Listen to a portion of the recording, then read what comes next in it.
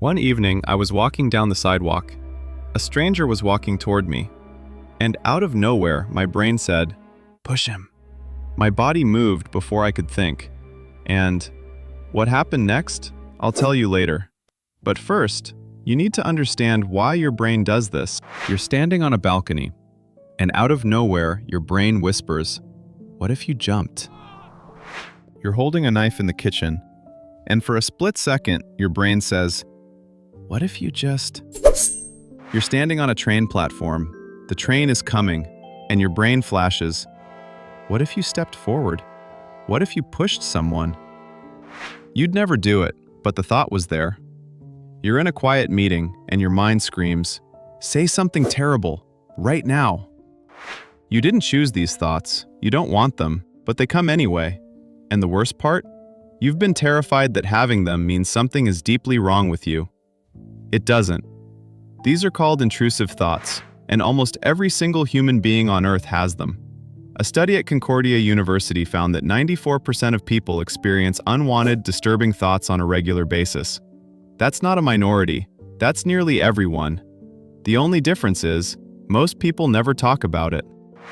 I used to work on construction sites. Every time I stood on the third floor, my brain would say, "What if you just stepped off right now?" And one time, a coworker walked past an industrial stone cutting saw, massive circular blade spinning, and casually slid his hand toward it. Not to do anything, just, his brain suggested it. He told me about it later, and we both laughed for 5 minutes straight.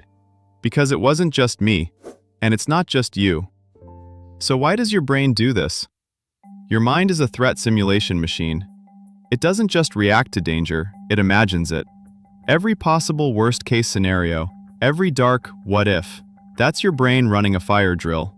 It's not a desire, it's a test. Your brain throws the thought at you and then watches your reaction. If you're horrified, congratulations. That horror is the proof that you'd never act on it. Think about it. The fact that the thought scares you is the evidence that it goes against everything you believe.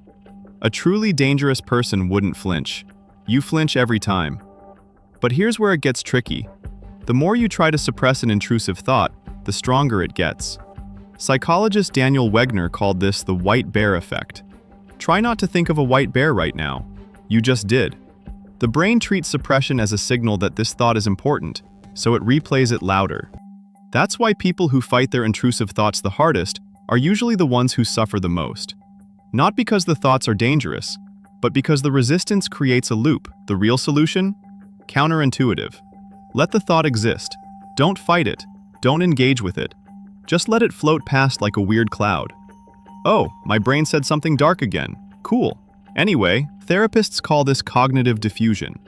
You separate yourself from the thought. You are not your thoughts. You are the one observing them. There's a massive difference. Here's what nobody tells you.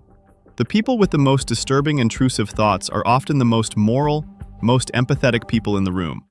Because their brain is working overtime to protect the values they care about. The thought exists because the thing it describes matters deeply to you, in reverse. Your dark thoughts are not a warning about who you are.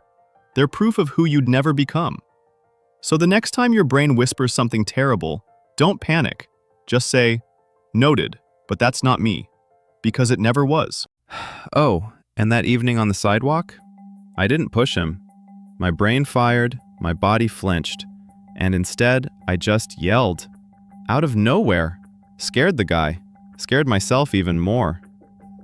I stood there for a second, completely shocked at what just came out of me. But that's exactly the point. My brain suggested the worst thing possible, and my body refused. It did something stupid instead. Because I was never going to hurt anyone. My wiring just glitched for a second. What happened after that night? I'll tell you in the next one. But for now, subscribe so you don't miss it.